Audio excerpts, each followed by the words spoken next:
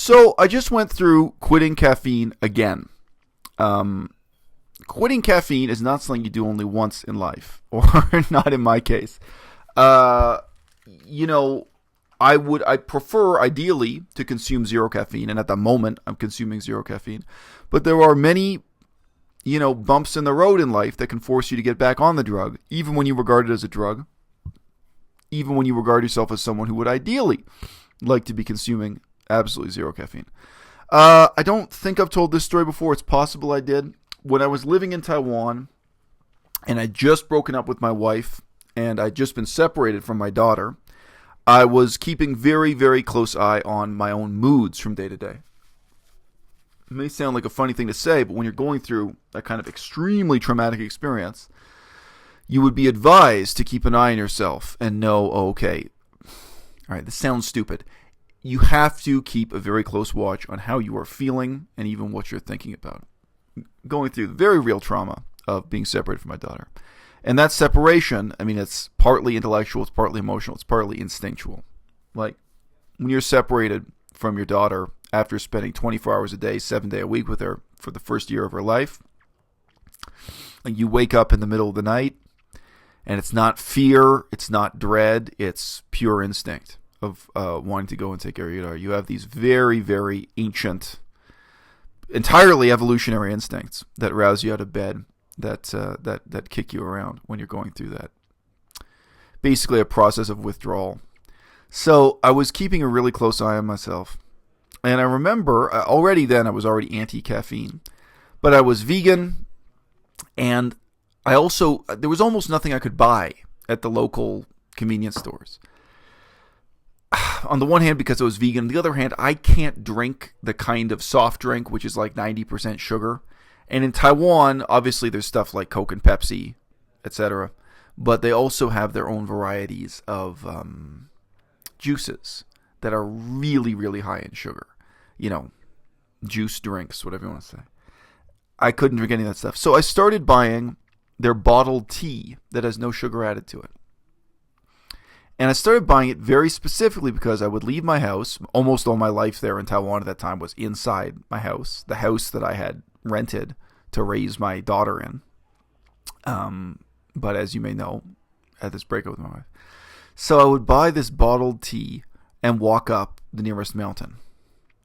As is usually the case, the word mountain is an exaggeration. It's a hill. It's a steep hill. But anyway, it gives you a view of the whole city. And most of the time, I was the only person under 60 years old doing that. Once in a while, actually, there were young people, like boyfriends and girlfriends would go up. Because it's a beautiful park, a beautiful place to see. But the majority of people in that park walking up the hill were elderly people who, like myself, were trying to keep in shape by going up the hill. Started drinking bottled tea. I guess 1 bottle a day. It's like drinking a bottle of Coke, except it's tea with no sugar added. It's vegan. It's the only option I had. It's hot as hell. You're in the tropics. And then, it came to a weekend where I think, let's say it was 2 weeks. Let's say for just 2 weeks, I was drinking 1 bottle of tea a day. Pardon me. For just 2 weeks, I was drinking 1 bottle of tea a day going up the hill. And then when I stopped, I went into full caffeine withdrawal. It's unbelievable. And because I was watching myself so carefully, it was like, what's wrong with me? Why do I feel so awful? Why do I feel so terrible? Because I was really keeping track of, what I was thinking, what I was feeling from day to day. It was really, really kind of being extra mindful of every little thing going on in my head. God, then when the caffeine withdrawal hits you, it can feel a lot like clinical depression. It can feel like you're suddenly going into depression.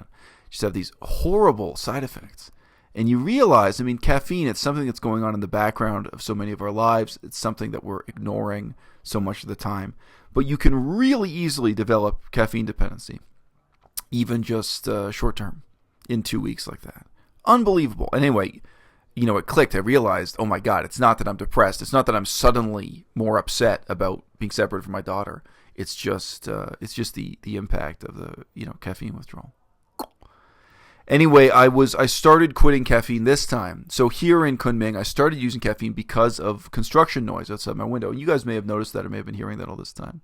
Very often when I'm recording, you can hear the noise of the subway being built outside my window. There's a lot of noise. I was having a lot of trouble getting any sleep at all.